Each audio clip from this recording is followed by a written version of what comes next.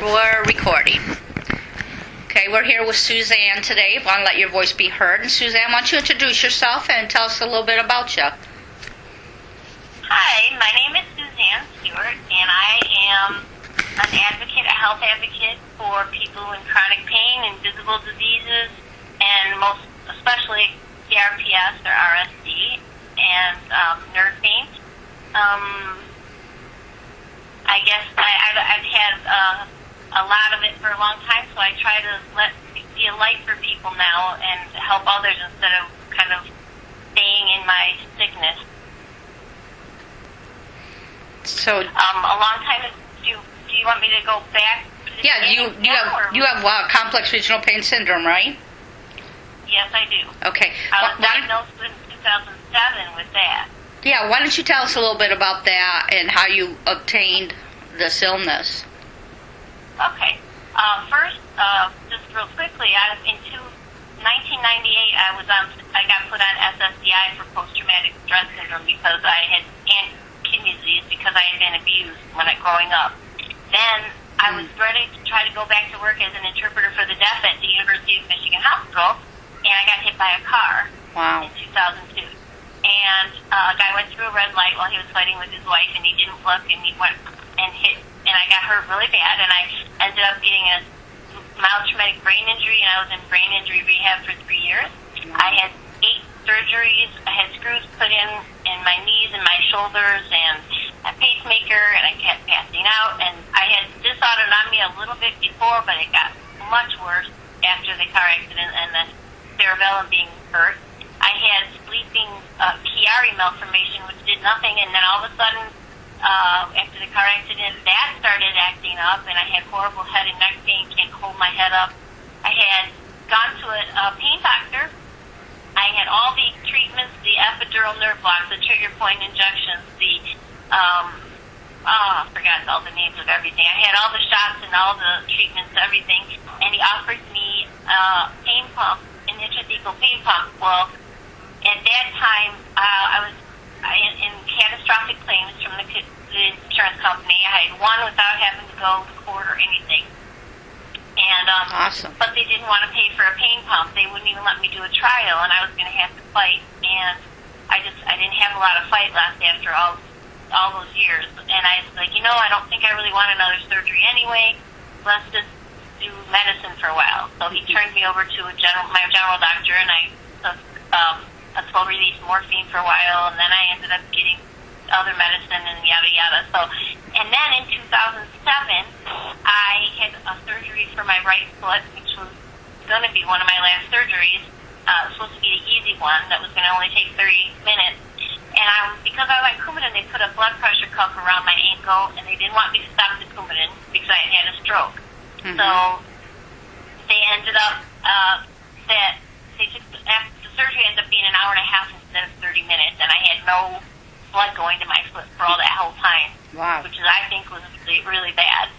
You can't do anything about it because you sign off at the beginning, about surgery or whatever. So a couple days after my surgery, about 5 days, I'd say, I was hobbling with my boots on and all that, whatever, in the kitchen, and I felt this knife-shaped sharp pain in my ankle, and it went out like a tennis ball, huge ball on my, and turned black and blue. We went to the ER, and they just laughed at me and were like, "Oh, it's just some surgery. It's no big deal." I'm like, no, something's wrong. It's burning. It's on fire. It hurts really bad. It's purple. Something's wrong. So, I waited for my 6-week checkup in agony, and I went for my 6-week checkup, and the doctor, the surgeon that did my surgery, she looks at me, she goes, "Here's some Lyrica. I think you have a little RSD," and she sent me on my way. I had no idea what it was. I like, what's a little RSD? I don't even know what it is. So I went home and I looked it up, and I was like, oh my gosh, this sounds horrible. What does she mean, a little RSD? Exactly. How can you have a little? Yeah. Right. So, and it was horrible. So I went and got a second opinion from a very specialized foot ankle orthopedic specialist, and I had my foot out on this table sitting up there with my sock and shoe and everything off. I was actually still wearing a boot, and I took it off probably, I'd say, almost a year later. I waited to go to another doctor to get a second opinion because I kept trying to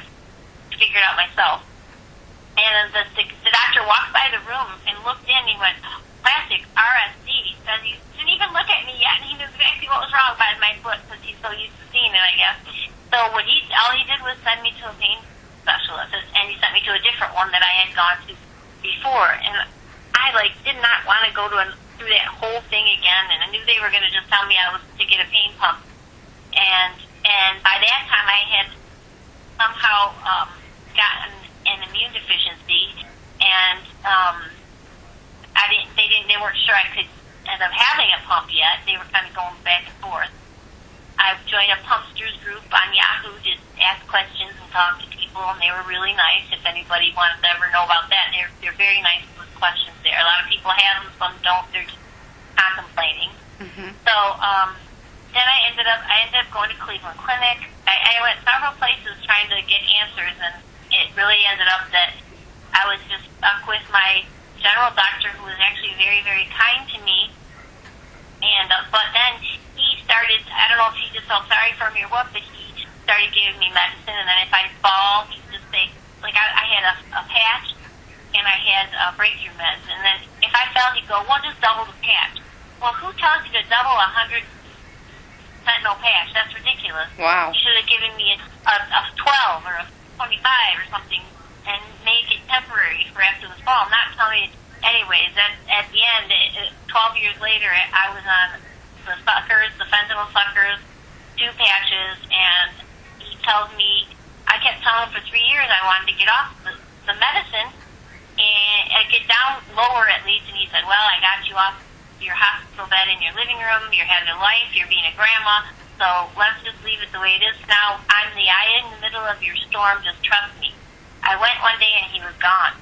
The feds had been to his office, and they found out that I guess he was giving too much medicine to too many people, and the other guy there the other doctor did not want to take over all his patients. He let almost 99% of them go. He took me because I had a lot of paperwork and records saying I have true things wrong with me, and so he did take me if I promised to try to get down off the medicine myself, which I did. And last summer, I ended up getting off the suckers totally by myself. I went through withdrawals. I had to do it all by myself, even though I'd already had a stroke and a heart attack. Wow. And but I did go to a pain doctor. I found a new one that I love, and he did give me different medicine, switched it up, and now I'm doing what the FDA says is okay, and he says okay. But we found out that I actually have something called SCID. It's SCID, and it's severe combined immune deficiency disease, which probably came about from because CRPS is a neuroautoimmune disease, and it just started taking over, and I can't have a pain pump now because I could get infections and get paralyzed and all that, so I can't have a spinal cord stimulator or any of that, and I'm kind of stuck with medicine forever now. Wow. And that's kind of where I am right now.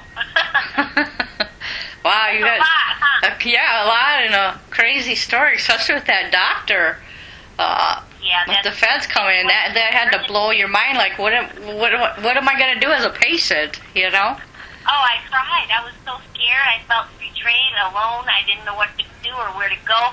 I went to my old pain doctor to see if he would take me back because I had a letter from him saying that I don't have an addictive personality, that I went through his pain psychologist and everything. I did all the steps he asked me to do, and he wouldn't take me back.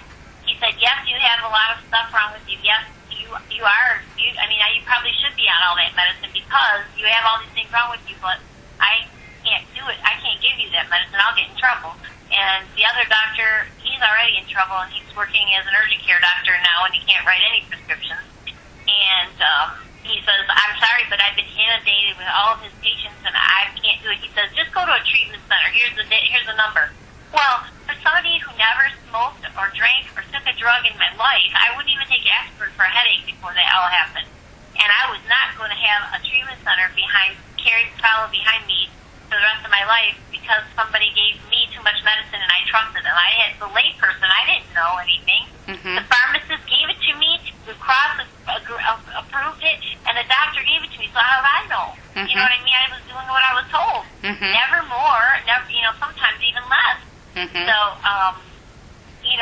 I was really scared. It was very scary, but I was really lucky that I just kept researching on healthgrades.com and those places, trying to find a doctor that had a lot of stars and then a lot of good comments about him.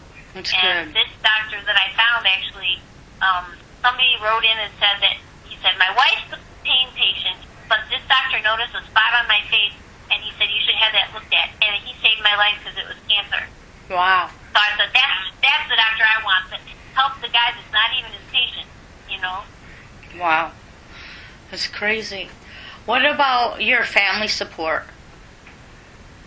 I have a wonderful husband. Thank God. I was abused by my first two husbands, and I've had battered wife syndrome and PTSD from a childhood abuse, long time. They said I was the worst case of childhood abuse and trauma they'd seen in 36 years, and my SSDI stuff was approved within weeks. First try, and never had to even go see their doctors. The day before my appointment with their doctors, they called my husband after reading stuff from all my doctors, and they said, you know, we don't want to put her through having to tell everything that happened to her again, you know, one more time, you know, the bad stuff and everything. Mm-hmm. Like, so we're not going to have her do that, and we approve her, and you got it. So I was, That's awesome. you know, I was lucky that way. That's awesome.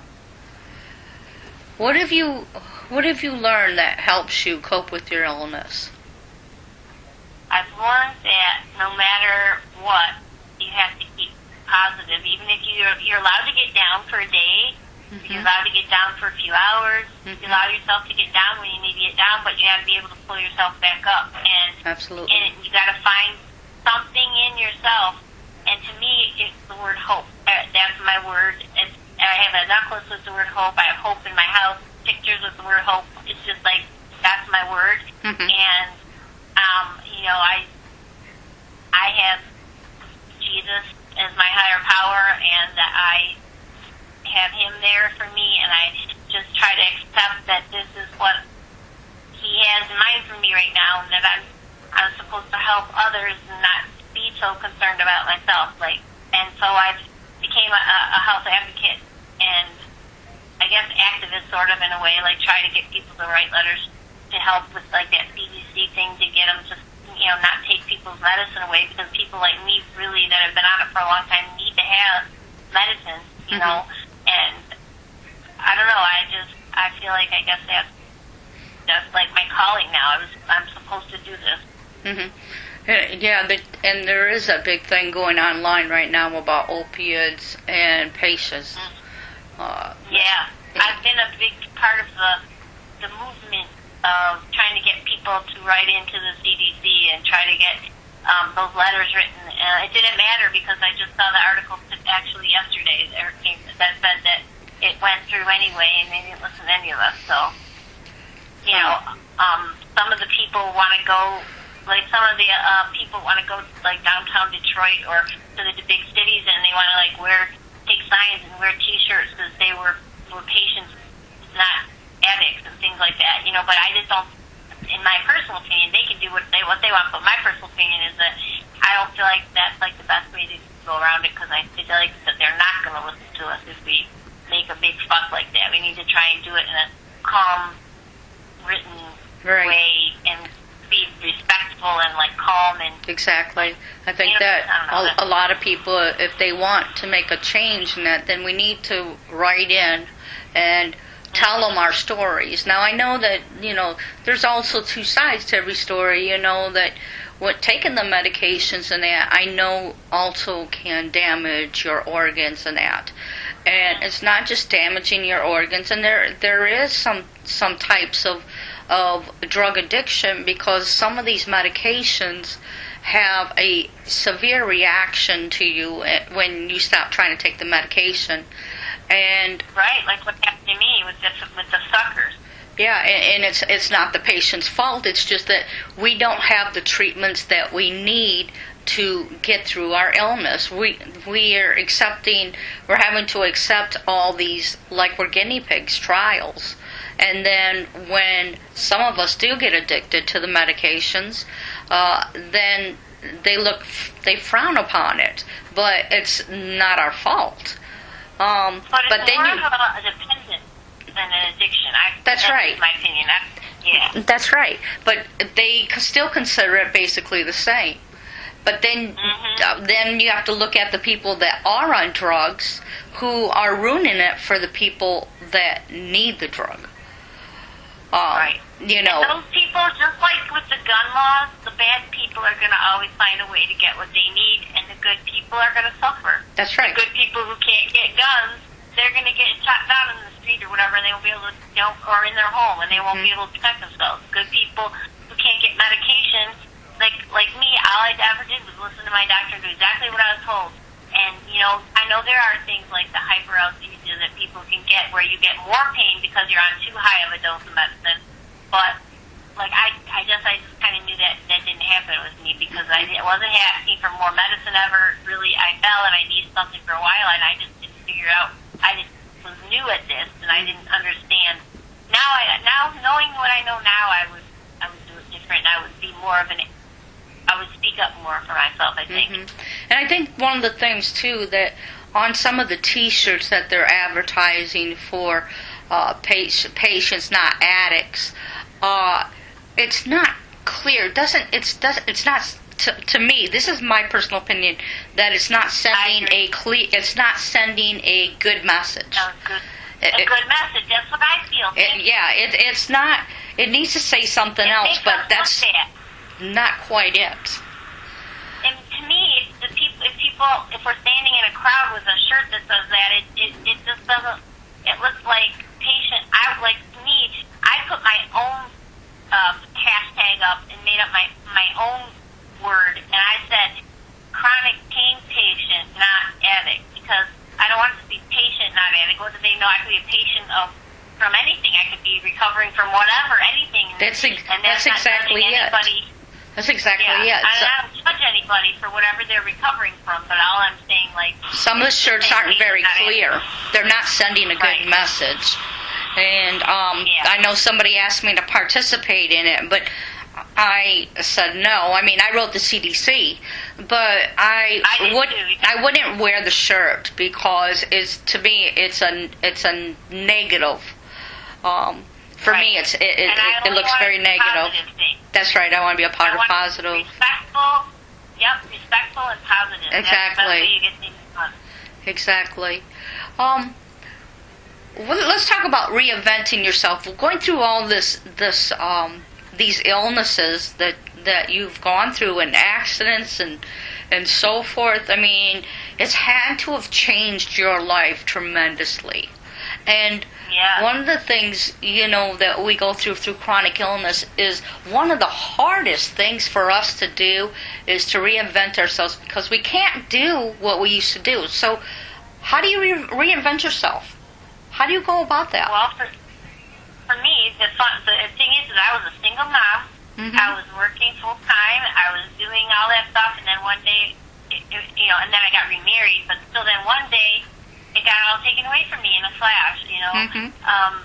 And I think what I had to do was you go through stages like with everything else. The 7 stages of grief or anger or whatever, that kind of stuff. With this, I had to be. I had to go through the pain first and learn to deal with it and learn to realize this. I don't think it's going to go away. I need to learn to know that nothing's going to make it be 100% gone. I need to be able to be okay with having sometimes a level 4 of pain or 5 of pain all the time. It's just how I have to learn to live with that sometimes. I need to regulate what I do and make it not worse. But what I've done is I've tried to be a light for other people instead of a downer. I ended up trying to write in a blog, and I try to write positive things. Sometimes there's the negative that goes in with it too, because there's always the yin and the yang. But I try to be a light. I try to do things like I make awareness jewelry, and I try to send any of the money except for the cost of what I use to make the jewelry or whatever. The money will go to whatever the item is. I can't do very much anymore because my hands have RSD and rheumatoid arthritis. But I try to do the best I can. I'll try to do raffles or something to get people interested in the other day on my group Race for Invisible Diseases, which is RASE is Research, Awareness, Support, and Educate. And I said, if anyone knows what the race part, RASE, means, I'll send you a surprise in the mail. And I said I have some CRPS awareness ribbon decals and some temporary tattoos, and I like send it to them. I try to be like I'm a chemo angel too. I get assigned a little buddy and someone who had gone through chemo, and I send them little presents or a letter once a week and stuff, little mailable things. That's like awesome. A magnet or a bookmark. Sort of being like a mentor. And I'm a mentor for new RSD patients through RSD Hope. And I've done that since I got sick, because I had a mentor, which helped me a lot. I had questions, and I didn't know what it was, and I had no idea what a little RSD was and all that, So then after she helped me so much, I became one, because I was like, that really helps me now, I want to help someone else. Mm-hmm. And, and then it just kind of turned over into I started 2 support groups, and then a community on Google, and then I started, trying to be blog more of an advocate type thing. Mm-hmm. Then I started a YouTube page where I used to be a sign language interpreter, and I can't, because of the brain injury and the pain, I can't interpret anymore. I can't process it as fast or whatever. Mm-hmm. So now I do artistic interpretation, and I do it to songs. Sometimes awesome. Christian songs, sometimes upbeat songs. And I have like a YouTube page where I try to get people, happy and excited. Like I did once for November. I always try to come up with an upbeat song to rev people up for Awareness Month of CRPS Awareness Month. And last year, I did Roar, that song Roar. I'm going Roar. That was 2 years ago. This year I did Fight Song. This is my fight song. Get up. I try to make it an upbeat thing. And that's awesome. That's what I do anyway. I try to do things that I enjoy doing in the way that I can still do them. Let's talk about depression. Mm-hmm. Tell me, not all people get depressed, but have you had to deal with this issue? And if so, what do you do for it? What have you found that works for you? Honestly, I have had depression off and on, but actually I had more so at the beginning.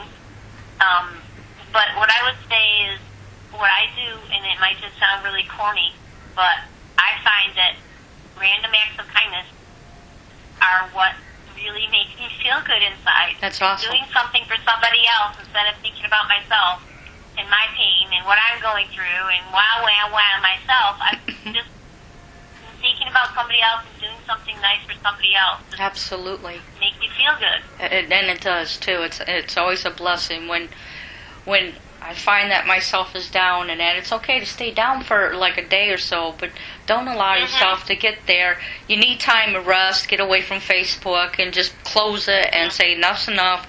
Take some time to yourself to just watch a stupid movie so you don't have to think about anything, and just relax. Whatever it is that you want to do, that's yours, and come back. And then I find that when I come back, I'm rejuvenated and I'm able to help somebody else. Because a lot of times when you're depressed, you got to help yourself before you can help anybody else. Right. But if you stay down too long, you end up thinking and thinking and thinking. Yes, and one of the things that I like to do is to make checklist of all the things I have been blessed with, all the little things, a home, clothes, a friend, a TV, some water. I'm not, I think about the kids in Africa and at those poor little kids that are suffering for food and everything, and so I make my little checklist against Africa and other countries. And things like, for years I kept saying I was going to get a pet, and I want one. I still want a dog, but we ended up rescuing a cat from a hoarder's house, and we've had her 4 years now, and she's like my little love bug. I love her, even though she's a little persnickety little stinker sometimes and doesn't want to always sit with me. I love her to pieces, and that I think pets help people a lot too. Oh, absolutely. I know. I just rescued a Chihuahua from the shelter, so I wanted a little lap dog, and I got it. I want one really bad. Every time we go to the shelter, they're all big dogs, and they're all pit bulls, and nothing against pit bulls, but I don't want a big dog, Well, keep looking online. They post them online on their site, so As soon as you see one, a little dog, grab it, put in your application. Make sure you have your application all ready in and everything. And as soon as you're looking for that dog, you'll be able to go get it. Yeah. We thought we had one, and we found out it was 7 years old, which was fine. I was going to still take it, but it had no teeth and it had heart problems. I said, you know what? I have a pacemaker and I have heart problems, and I just can't start out that way with that. Can't afford it. Yeah, I Poor can little understand. baby. Yeah, poor thing. But somebody adopted him within a half an hour after that, so we were glad. Yeah. So, let's see. We talked about a little bit about depression. Let's talk about techniques that work for you when you're in your pain the most. Again, let's. I know that you said that helping others and that, but what do you do on those late nights? Or it's usually late night with us. I mean, we have pain in the morning and afternoon too, and that, but it's usually midnight, and we can't call anybody. We don't have a friend's phone. Everybody's sleeping, and we're stuck. You know, what do you do? I go online sometimes, and I'll see, is anyone else up? You know, anybody else up? Anyone want to talk? You know, or something like that. I try that. But sometimes I like to stay away from online because, I don't know, sometimes when two people are down, it just gets worse down. Sometimes, absolutely. Absolutely. So sometimes I honestly, I try to get my kitty cat to come and sit with me, and I turn on music.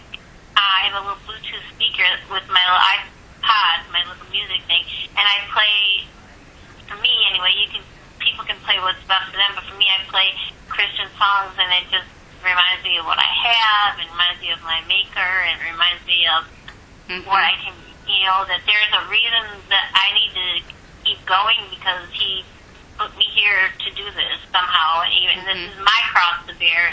Everybody has theirs, and this must be mine.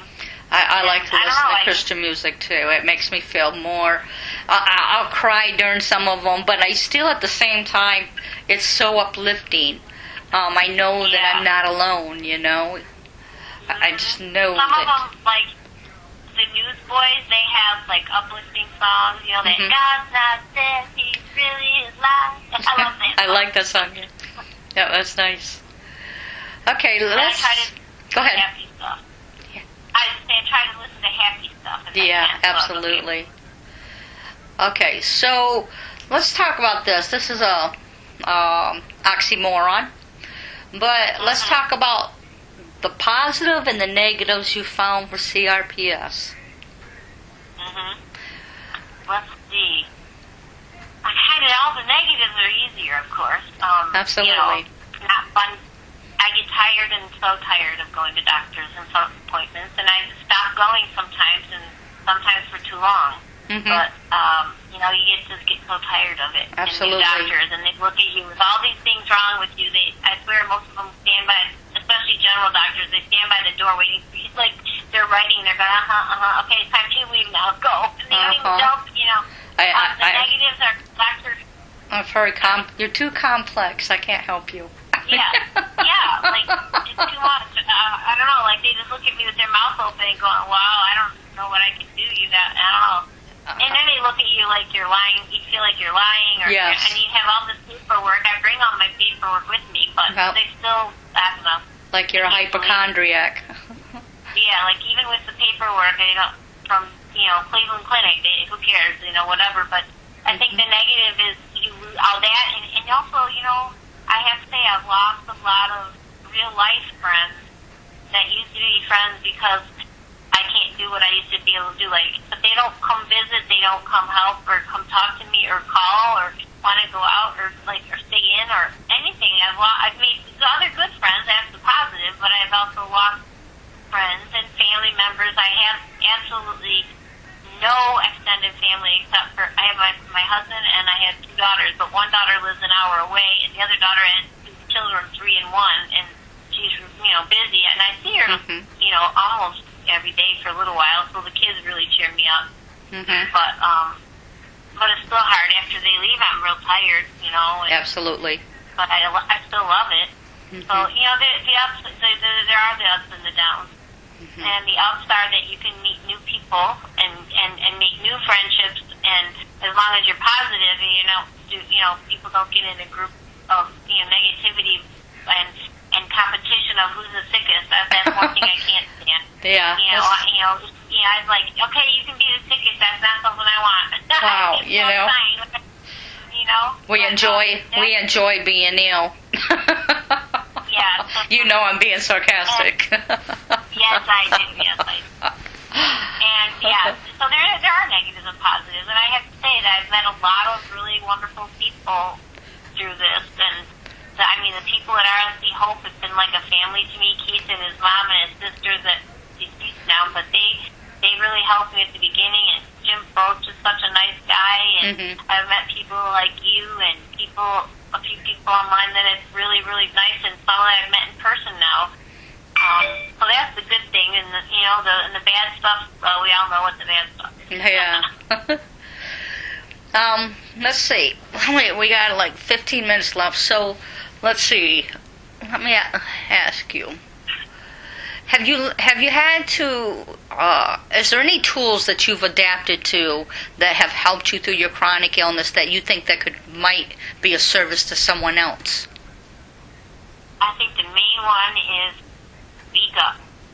I used to be a person that didn't talk, didn't want to speak up, or sit in a doctor seems so scary, or a person in a power position or whatever, and I would be really afraid, especially with PTSD. I would be afraid, and you gotta speak up. That's your best friend, talking for yourself and speaking up for yourself in a respectful, good way. That's what I would say. Where do you go to find good information for your illness? I go to only places that I know are going to have good information, like not Wikipedia, not stuff like that. I go to the national organizations or the international organizations. I go to, like I said, RSDHope.org. I go to RSDSA.org. I think it's RSDS.org. That's it. With Jim Broach and his people, they're great. They have great information on there. I like the U.S. Pain Foundation helps with a lot of different illnesses, not just RSD, but all kinds of different pain and invisible illnesses, just like the International Power Pain Foundation, too, now called iPain. They all have good information, and you just have to, pick which one or look at all of them and kind of put it together and pick and choose the information you want. But those are the main 4 places I'd say that I get my information. Or also now I found some really great newspapers, or what do you call them? They're just online, so they're not exactly paper newspapers, but they're like online news articles. Editions. Yeah, and the Pain News Network, they have great news articles. The National Pain Report, that one's really good. They have a lot of good articles. I got to be a guest columnist for Pat Hansen in the Pain News Network, so that was nice. That was fun. I got to write about the CDC and the opiate guidelines thing and how it's the war against pain patients.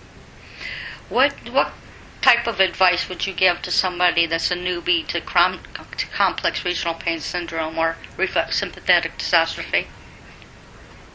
I guess something that I would do first, which because I went online and I looked, and if you look at online at too many things, it's going to scare you, and you look at it and you don't know anything about it, and you get all this stuff and it's really scary.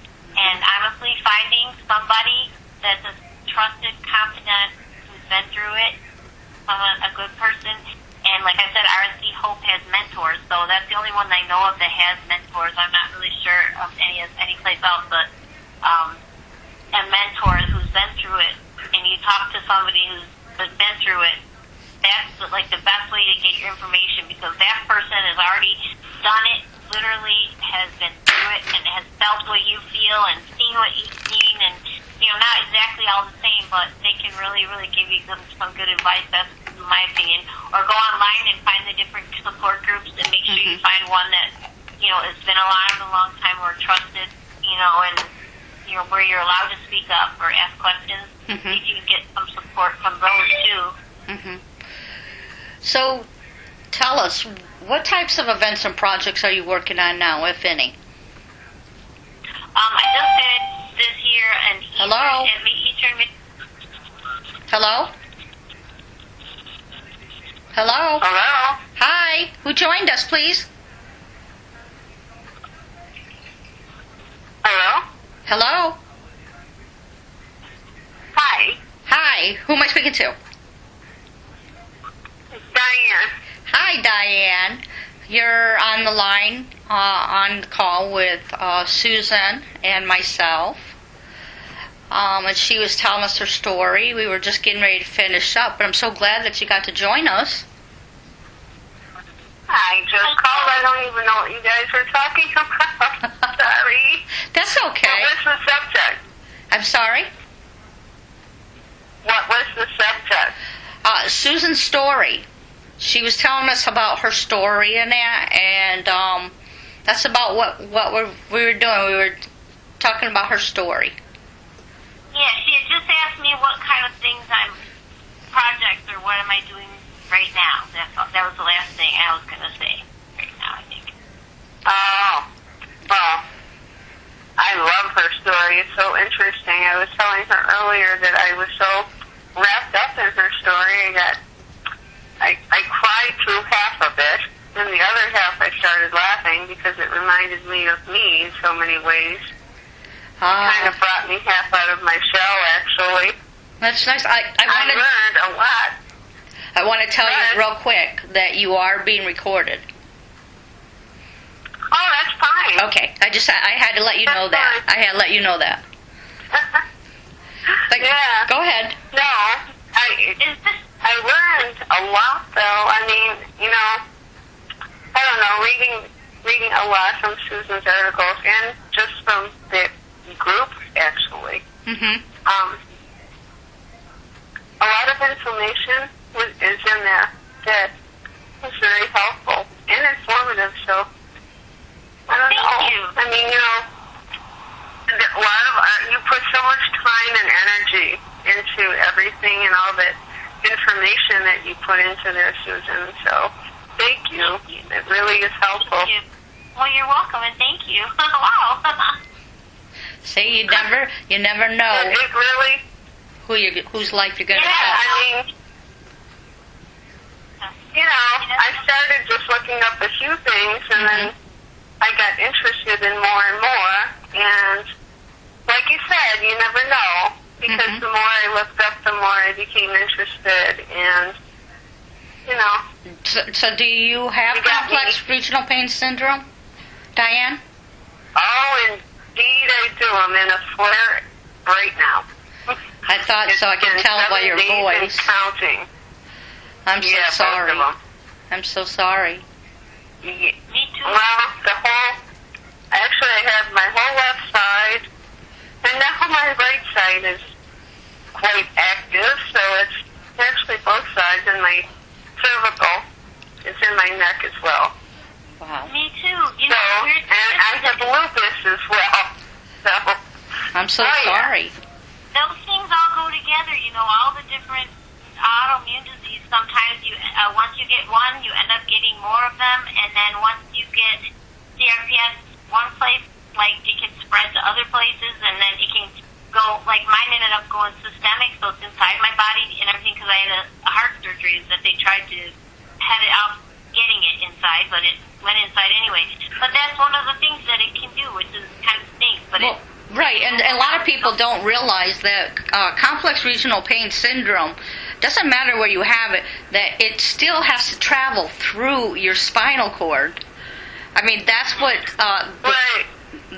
that's what it's about. I mean, traveling through, you know, our spinal cord, and how can it not affect you? Yeah, I think 90% of us too who have, you know, RSD also have acute GERD. That's what I've been noticing as well. And a lot of other GI issues, and sometimes heart issues, and sometimes joint issues, kidney issues, all kinds of things. Gastroparesis, fibromyalgia, IBS, systematic stuff, you know, vascular. Well, it's also CRPS is from the sympathetic nervous system and all that. Dysautonomia and POTS is rampant. Yes. Therapy patients, and it can worsen with time with it. So that's another thing. Oh, absolutely. Your autonomic nervous system. And that is part of the GERD, and part of the irritable bowel syndrome is your autonomic nervous system breaks down. Mm-hmm. Yes.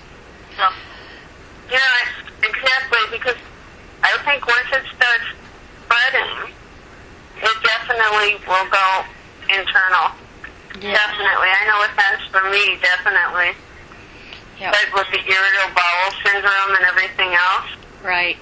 Well, Yeah. I have to, I'm sorry, but I'm going to have to get ready to close the show. But Diane, we would love to have you on if you get with me to tell your story and that. We start the calls at 7 p.m. on Eastern Time on Sundays with different people I'm sorry? Yeah, I noticed that when I looked at the post, and I said, excuse me. I said, I'll just see what you guys are talking about. Awesome. Well, we're so glad that you joined us, and feel free to come join us for others' calls.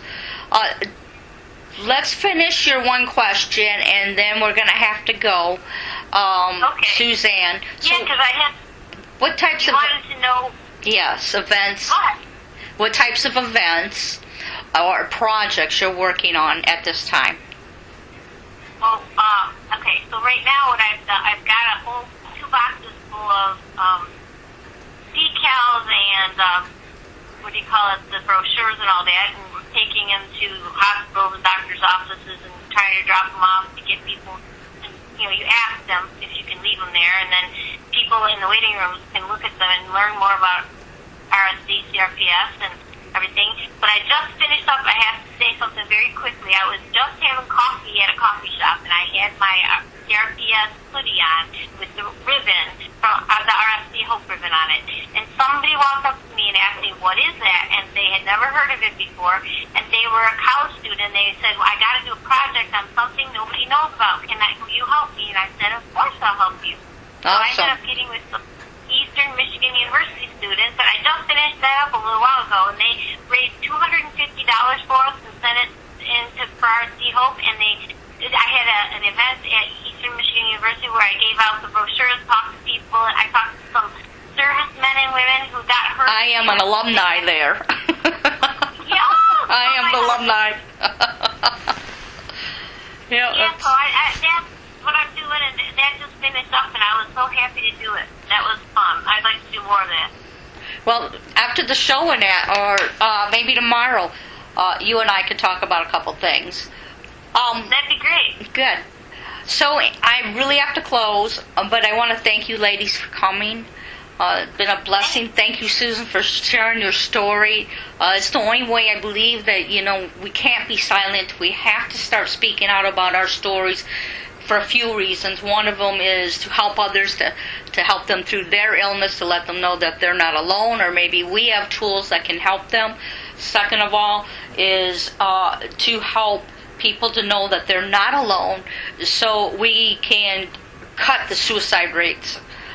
We want them to know that there's other people out here just like them that are going through situations similar. Right. And that there is hope out there, there is support out there. You just have to get with somebody that knows a little bit about it and start asking questions. You can't be silent. And the third is to be able to educate clinicians and others about our illness, and realize that we are all different. Even though we have the same illness, we are all different. And complex regional pain syndrome does spread. And it's different for everybody. That's right. Unfortunately. Some people have alagnia really bad. Some people have the burning or something else really bad, or the just this all like everybody doesn't have all the exact same things, and it is complex. Right, and some people have a combination of things. Right. The burning, the gnawing, the sawing, the blue ice. You keep the word hope somewhere all the time near you, and keep that word in your heart and your mind. That's all. Then you don't give up. That's so true. You can't give up, but sometimes it's it's trying, that's for sure. Mhm.